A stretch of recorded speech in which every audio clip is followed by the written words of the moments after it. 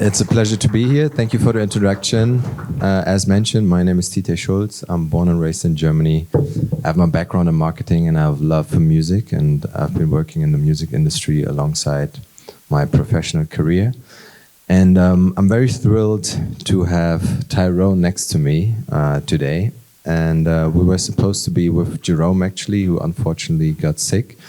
But actually, for me, it's a great opportunity also to have a bit of a deeper conversation with you, Tyron. So before we dive into the topic, it would be great to maybe have a bit of a extensive version of your upbringing and how you got where you are right now. Like, how did you grow up? Where did you grow up? And what were the things that shaped you along the way to go where you are now? Thank you for having me. My name is Tyron Ricketts. I'm now 51 years old. I was born in Austria in 1973. My father's from Jamaica, and I moved to Germany when I was 6. Being more or less like the only black kid in school, it felt like even in my town where I grew up, there weren't many people that looked like me. Neither did they on TV. I grew up in Aachen.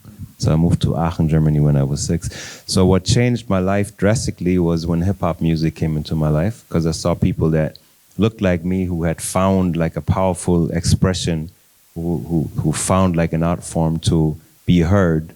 So I kind of clumsily adopted that into my life because my English wasn't that great. And then, but the hobby and like the passion became actually my job, because then I recorded my first records in the early 90s. Then I started hosting a rap TV show on Viva Television, which was similar to MTV back then. I then produced that show that I hosted, and that kind of launched my acting career. So I was, for a while, I was a musician, rapper, but then I also became an actor, which then got me to writing, and then realizing that even if you write a story, unless you also control the production, it's not being made. So I became a producer then 25 years later, and now I'm an actor and producer. The last thing I did was the Disney show Sam A. Saxon. It's on Disney Plus around the world. It's on Hulu in America. And there we also played with music, so I guess that's the reason why I'm here. I also did a little bit of research, so I wasn't aware actually that you're from Austria before, because you almost sound like Berliner, I guess, these days. And but you also spent some time in the States, right? So maybe can you elaborate a little bit on what you did over there? I was part of a music group called Brothers Keepers. It was like very politically motivated, and Harry Belafonte at a certain point heard the song that we did, and I guess it reminded him of what he did back in the days, because he used art and music and film to change society. And so we had the honor to meet Harry, and we got along, and I told him what it feels like as a black actor in Germany. And so then he and his daughter Gina actually invited me to come to the United States, and they told me if I would want to check it out, they would, give me a hand. So I could not turn that down, of course. And so I ended up spending 5 years in the States, 2.5 years in LA. Tried to act there. It didn't really work out that well because I'm not American. Realizing there, like I think European, like I feel European, and I couldn't even take on the parts that I was sent to castings for. But then I ended up working with Harry in his nonprofit organization, sankofa.org in New York for 2.5 years. And that was a very inspiring time for me, because I learned so much, and I could see from like a true master of combining entertainment and society. I could like actually see how he was still doing it with his then 90 years. So yeah, it inspired me to come back and yeah, continue the work here. What was that work about in that foundation?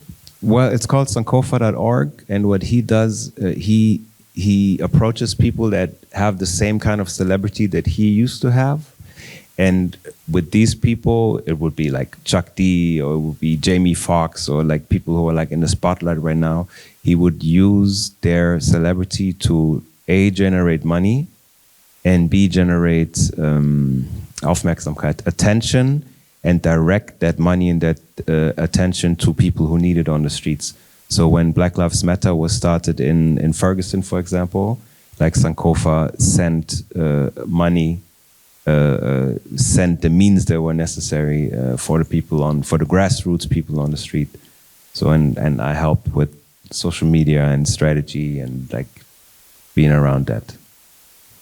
And I mean, today we want to speak about, music and representation of music in film especially. So you already mentioned one of your recent projects that I also want to talk to you about in a little bit.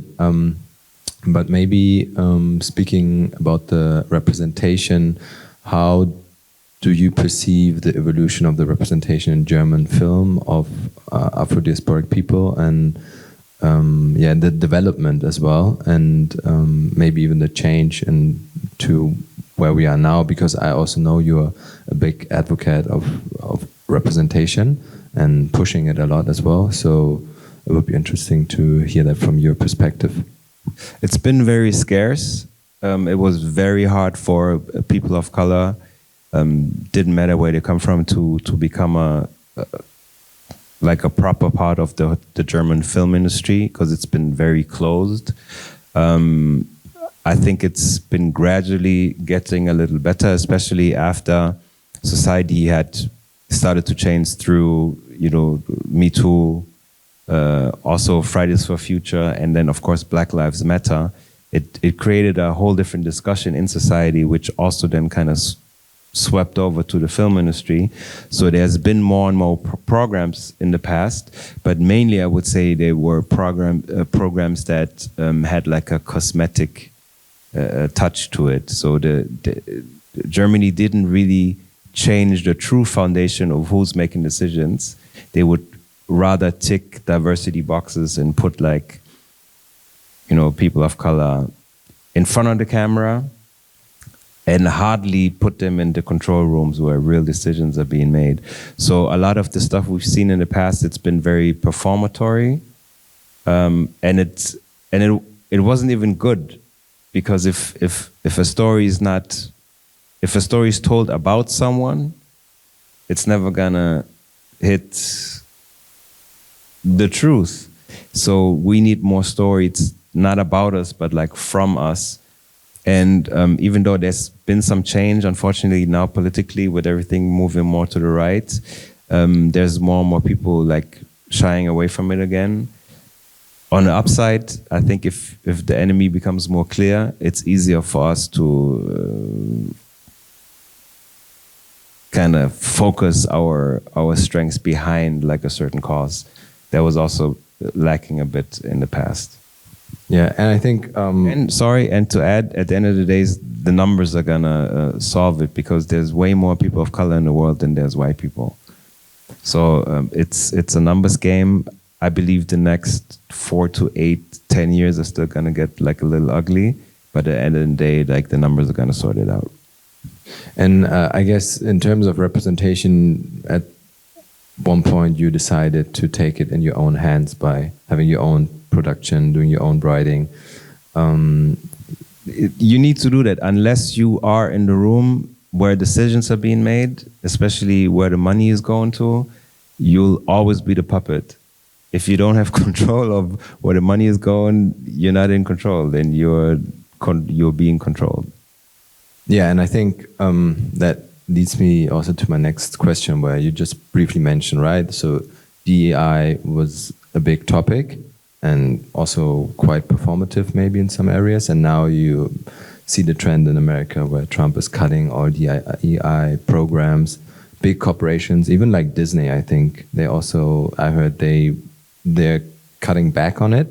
So I guess it's more important to also create our own, space, our own production, make sure we create from our own. So I think it would be interesting also from someone like you to hear what's needed, or what's a good approach, or how can we empower more like people to maybe create the rooms for themselves instead of, hoping, to get a seat on the table, but rather curate the table themselves?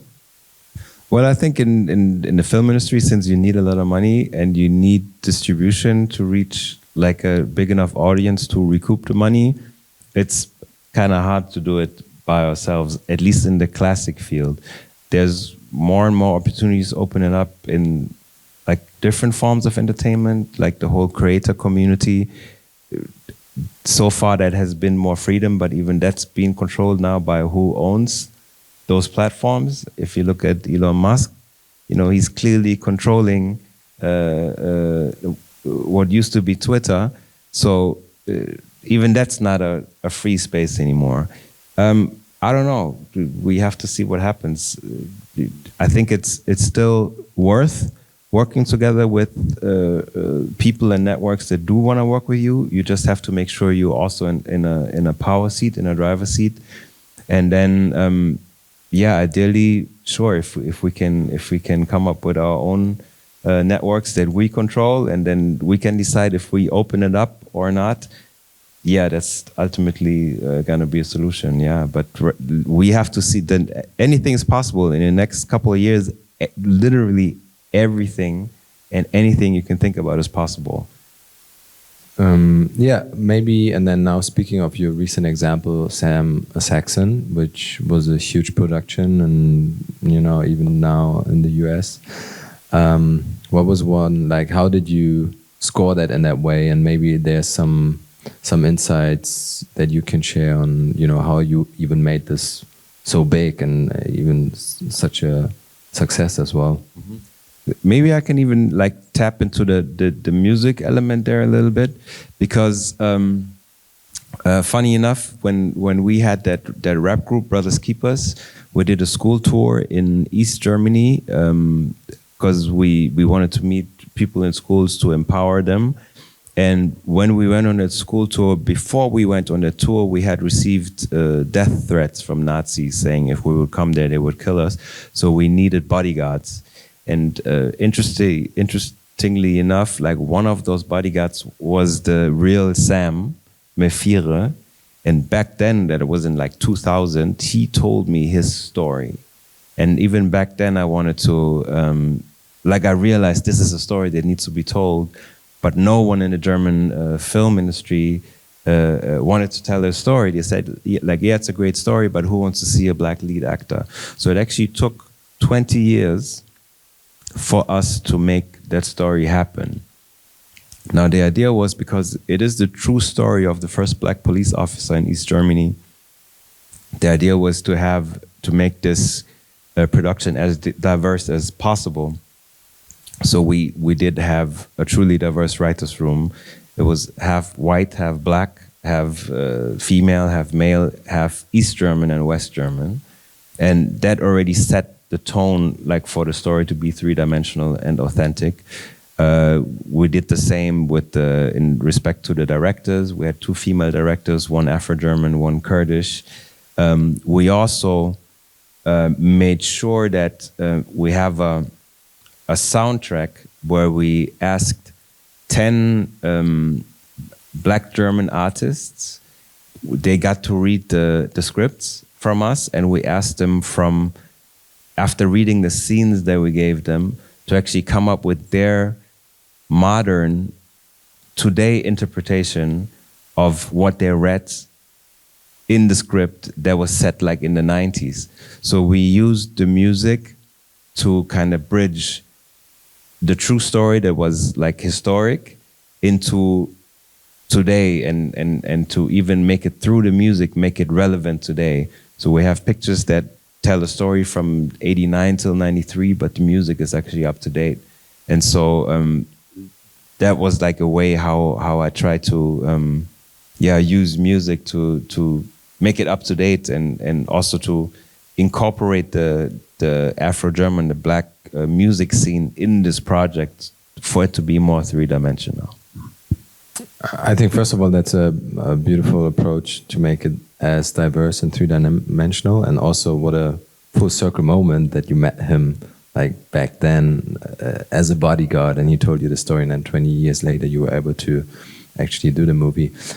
Speaking about the music, maybe first, what are like some of the music examples that you like the most, or that maybe even were commercially the most successful that came out of this film, like from the soundtrack? And yeah, maybe you can highlight some of those. Yeah, what was we had one song with Megalo, who I really like a lot.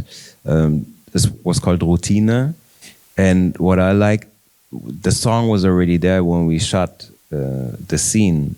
So we, and especially the director, she already knew how she was gonna edit that scene. So it becomes like a music video, and I really liked that one a lot. And we also then later we released a soundtrack, and we made 3 music videos for the whole thing. I wanted to do way more, but that's like a different story. We might tap on that later. I also liked a song from Larissa. Larry Poppins? Larry, because she also played a part in the movie. She played Maya Yim, but then she also made a song. So in the music video, we can see her as an actress, but she's also performing the song. And that, I think it ties in beautifully, and it then also later helped to promote the show, because there's nothing more emotional than music, you know, like to me, like a film, like you write it and then you shoot it and then you edit it and then you put on the music, and it changes every time, because music can be so emotional. So that worked out like very nicely. Another song we did with Ivy Queno. She also played a part, but she also made a song for the show. So yeah, I think we kind of managed to weave that together in a nice way. And then maybe, I mean, still about this project, because it's so big and also such an success, I would say, but what are maybe some things that you learned, or maybe that you would do differently afterwards in terms of the movie, but maybe also in terms of the music, because we want to speak about music? Yeah. I learned so much, because I've never done something so big, and there was so much resistance from the existing structure that every day was like a learning process. The conclusion is, and I said that before, unless you are in the room where decisions are being made, you cannot protect your story. It's not enough to be a writer and then let go of it if the team that then takes your vision and makes a movie out of it, if they're not on your page, then you can't protect your story. So if I wouldn't have been, as an executive producer, as the first creator of the show, if I wouldn't have been in the editing room, if I wouldn't have been in the music studio where the songs were being made, it probably would have been nice, but it would have turned on in a very different way. And I had to protect it. So I had to protect the show so many times, not from bad will, but if, like, let's say the lead editor, he's like super experienced guy, but he was like an older white man. And editing some situations in the show, he didn't understand them because he had never experienced it. So I was sick for a week. I come back to the editing room, and he had cut out, for example, in episode 1 or 2, he had cut out all the microaggressions in there because he didn't know what microaggressions were. And if I wouldn't have been the producer, it would have been a whole different, what would have been left was our lead actor being beat up by 5 Nazis. But that wasn't the story. The story was, it's more hurtful if your baby mama that's white, if she doesn't understand what you go through emotionally, because maybe you don't have the right words to explain, because in 93, words like microaggression didn't exist in Germany. You know what I mean? So that was like the more important message than the black guy being beat up by 5 Nazis. So that's my takeaway. That's what I learned. You always have, if you want to protect your story, you have to put yourself in a position of power and protect the story. In terms of music, Usually in Germany, we are super stingy with the music budget. So it's like you shoot the film and then, okay, jetzt haben wir noch 20.000 Euro für einen Soundtrack. So usually to shoot the movie and then there's like 20,000 euros left for like the music. And that's not enough. You know, I learned that for the next project, there needs to be a bigger budget for music in the beginning, because if you do want to work with hits, like for example, we had one song is Back to Life, Back to Reality from Soul to Soul, and we needed a song to introduce the audience like, this is the time we're in emotionally. But that song alone cost so expensive. It cost 45,000 euros just to use it for like 40 seconds. With like a normal German music budget, there's no way you can get that song. So that's why the music often is so shitty. You know, especially if it's not like öffentlich-rechtliche, they have a different deal with the GEMA. But if you do international stuff, if you want to use international music, you need a lot of money. And so that was one learning. Also, and I don't know how much I'm allowed to actually to talk about legally, but if you, how can I say that? If you deal with like a big company, then they want to keep all the rights. In our case, they wanted to keep all the rights, so we had little money for the musicians, and the company told them, well, but we want to keep the rights. So how do you get good musicians for like peanuts, and then they don't get the royalties? They don't get the right. That's like not cool. So that was like a big fight, like a lot of negotiation between us and them. And then, yeah, like now I know better, you know, and you just need to make sure if you want to incorporate music, take it serious. If you pay peanuts, you get monkeys. You know, you need more money. So be in the room where decisions are being made, protect your film, set aside enough money for music, and make sure that you set the legal constraints right, or don't have legal constraints also for the musicians to get their royalties and their licenses. And from our position, when I'm saying our position, like in the film market, we're still in an underprivileged position, at least here in the West. Don't take things for granted. Just because they're done a certain way, it doesn't mean that they have to be done that way. And unless you step up and you say like, no, that's not how we're going to do it, they're going to fuck you over. That's the same anyway in the music industry, film industry, that they fuck you over to that extent that you allow them to let them fuck you over. But you need to know that. And if you know that, then you go into the room not by yourself, but you put money on the table, you get a proper lawyer yourself. You know, and that's just like something I had to learn too. You know, that's just like the nature of the business. You just don't accept everything. Every contract, you can write everything into a contract. In the contract, you can write in there, every day I want 3 kilos of fresh strawberries. I didn't want 3 kilos of fresh strawberries, but in theory. So just don't take things for granted and like fight for your right.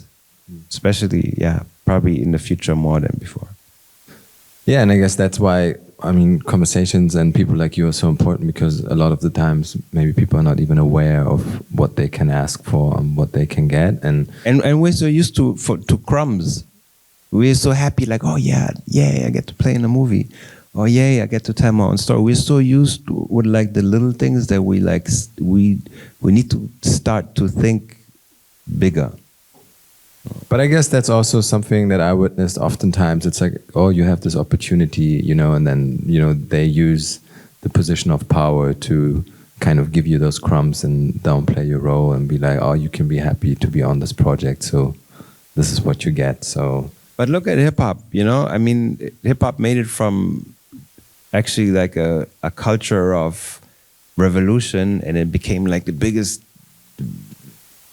one of the biggest music markets out there, you know, and like with a lot of people who started it actually now also controlling it, you know. So I think here also music is like a good example of how it can be done different. Yeah, I totally agree. And I would love to also dive deeper into it because I also did some research on like rap music artists that, you know, were award winning, for example, starting off with Shaft and Superfly and then recently Kendrick. And it would also be interesting to talk deeper about that, how maybe the setup was there in those cases, because I just thought about what you mentioned with corporations being like, oh, you make a song, but the song is with us.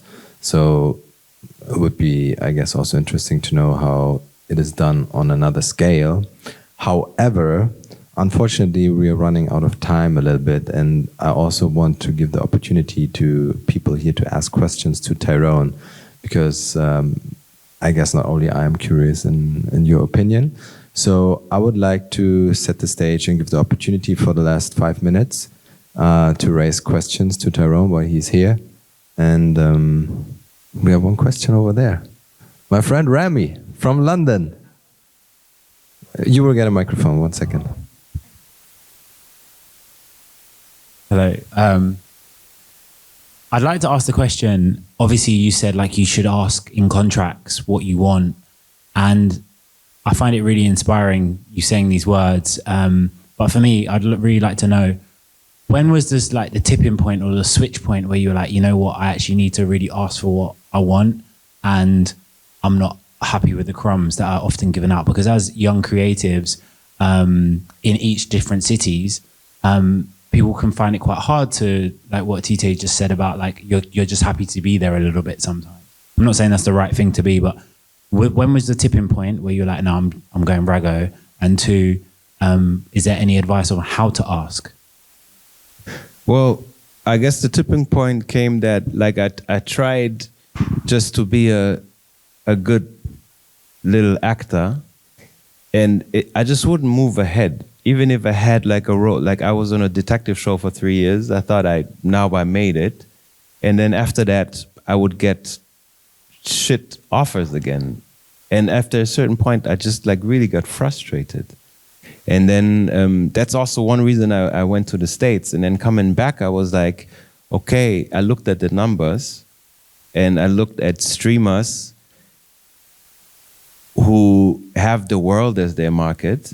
And like I said before, in the world, there's way more people of color than white people. So why do we tell the story of the world through the white perspective if more people are actually people of color? That didn't make sense to me. And that new opportunity with the streamers actually serving the whole world, that was like for me the moment when I said, okay, let me switch it up. Because I recognize there's a market, and I recognize that I can cater to that market. So my production company, Panthertainment, like solely focuses on stories from the POC perspective. Because there's a market, not because people are now nicer. And the people on not the people on the other side, I don't want to say that, but the people who control the business, they know it's a market too, and they want to keep making money too. Even though now politically there's a pushback, but fuck that, you know, make America, fuck that shit.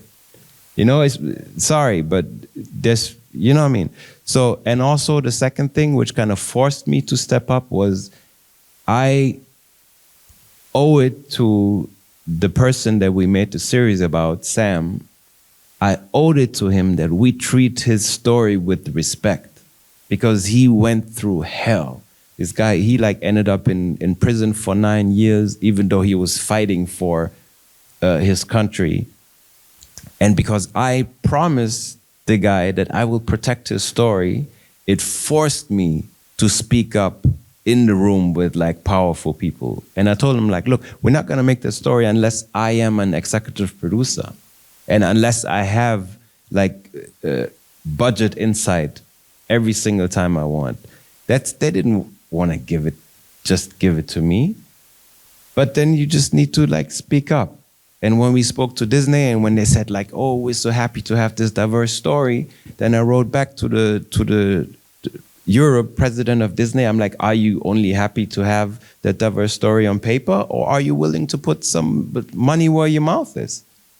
And then he had to put down some money where his mouth was. You know, we just have to fight for it and like stop being happy with just the chance, because then we always gonna be the puppet. Like, we cannot stay the puppet.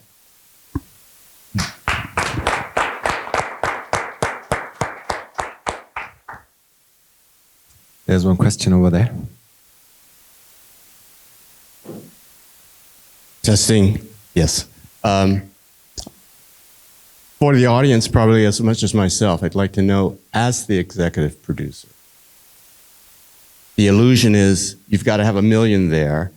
And could you explain that, just in a nutshell, or answer the question to the fact that basically you need it just legally bonded to the project, that you want to be responsible at the creative producer, associate producer, and thereby not just have some pawn there representing you who says, I have a studio, so I can represent you as executive producer. How could you surmise how you apparently may have taken the initiative to say, I want executive production in this? And how does one navigate that legally through the process? I was in a good position because I owned the rights. All right. So I owned the rights, and with those rights, I said, like, look, do you want to produce that story with me? Yes. Okay. We can do that, but then I need to be in a certain position. And if you don't grant it to me, then we don't have a deal. And then I did that by also like getting a proper lawyer, you know, that helped me. And I think in film, like a lot of, especially creative people, they like so in love with the story, which is good, but unless you straighten out your position legally and financially, like from day one before you start, you're already fucked. You know, because unless it's written in paper and signed, and unless the contract is like, because there's always a lot of room for interpretation in contracts too. So unless you have a good lawyer that makes sure there's like not so much room for interpretation, then you're fucked. So you need to invest money first to make sure you have a strong position. That's all I can say. And sometimes maybe it's like a poker game. Sometimes you ask for too much and then it doesn't happen. But I'd rather don't do it than be in a position where I'm then angry because the film turns out not the way I want it. Or then, you know, and then my name's on it, but the film's shitty. I don't want that. Did that ever happen to you?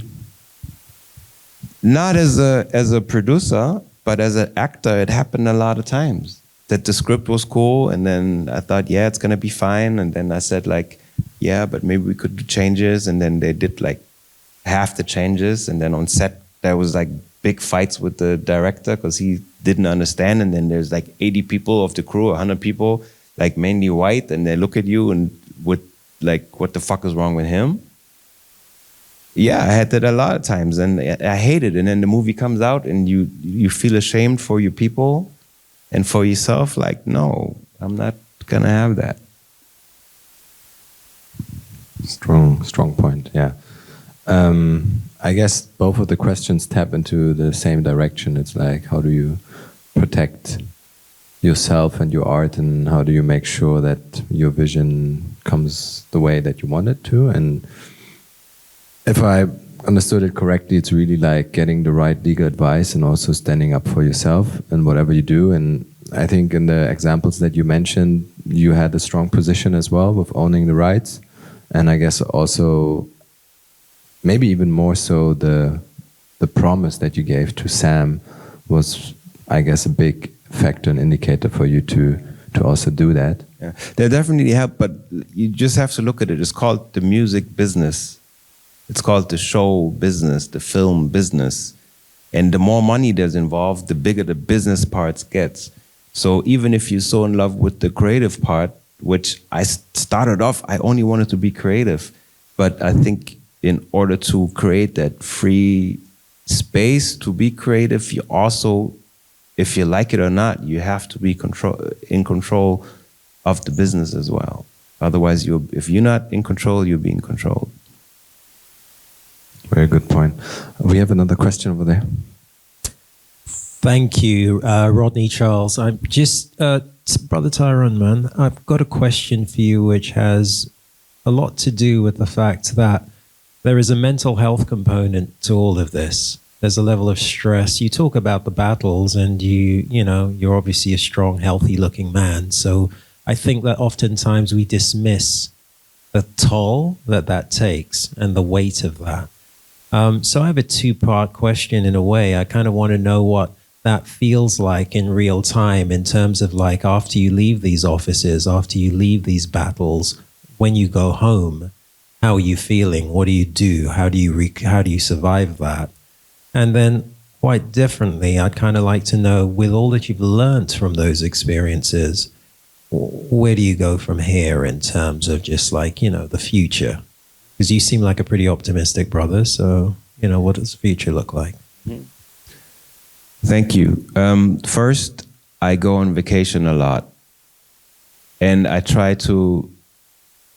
just spent 6 weeks in Costa Rica, and I did not speak about racism for one day. And that gives me strength. So self-care, go on vacation a lot, that helps. The second thing is like, what attitude do you have to approach those battles? I don't want to tell the whole story, because maybe I should tell the whole story, because it's about music. But I learned so much being in LA with Harry and Gina, and there was one particular situation that taught me a lot. And Gina always told me, like, I want you to start singing. Have you started singing yet? And I'm like, no, I used to be a rapper, but I can't sing. She's like, no, but I want you to sing. I'm like, okay. So then she gave me the number of her singing teacher, Carol DeAndrea. I had a appointment 2:00 somewhere in West Hollywood, and I thought it was just her and me. And I grew up in Germany. We don't sing a lot. I don't know how to sing. So I was already nervous. I ended up at this appointment, and I walk into the room, and it's not just her and me. It's like 9 other people. Like LA actors, they all know to sing. Barbara Streisand's son was one of the people there. I kid you not. And so the task was, I had to then, or not me, but everybody brings sheet music, gives it to a person that sits on the piano. You walk up on stage and sing in front of everyone. And I was like, no, I cannot do that. So the next week, I cheated. I prepared a rap song. And she was like, yeah, that was nice, but I want you to sing.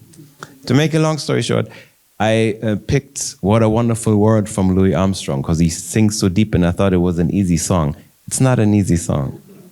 And so I rehearsed. And so next week, I was super nervous. On the way there, I was super nervous already. I end up on stage, I start singing. It is terrible. It's just as horrible as I thought it would be. It was. My hands were sweating, my knees were shaking, everything was clogged up. It was really, really bad. And then, in America, everybody's like 3 positives, 1 negative. So she was like, oh, thank you for sharing. That was beautiful. It wasn't. And then she said, and this was, now it's where it becomes important. She said, now I want you to sing the song again. But I want you to come off stage, walk up to every single person that's in the room, the other 9 professional singers, hold their hand and sing it for them. And so I thought, like, okay, this is gonna be my end.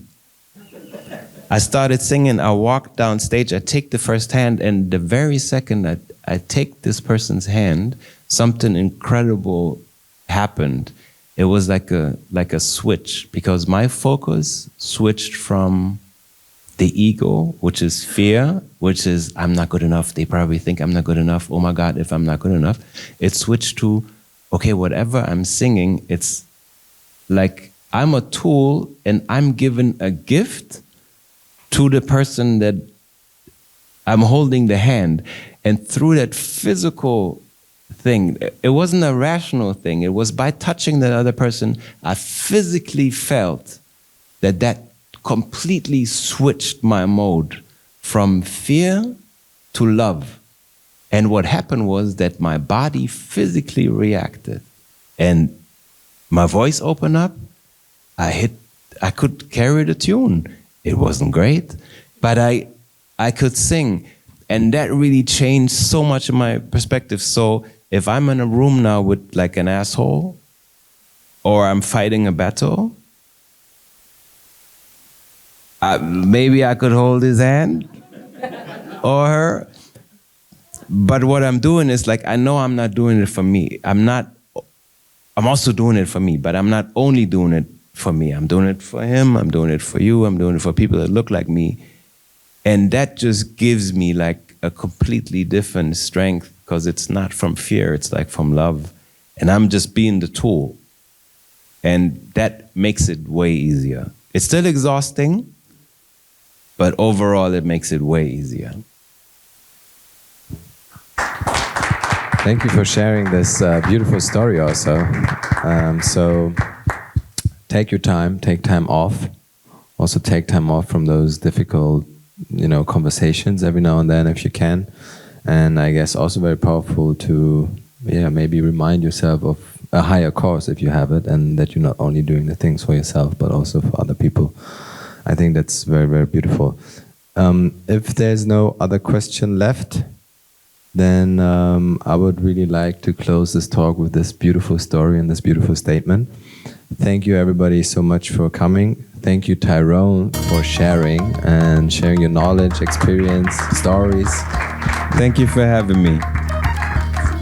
And have a great evening. I heard there's going to be an after party tonight as well.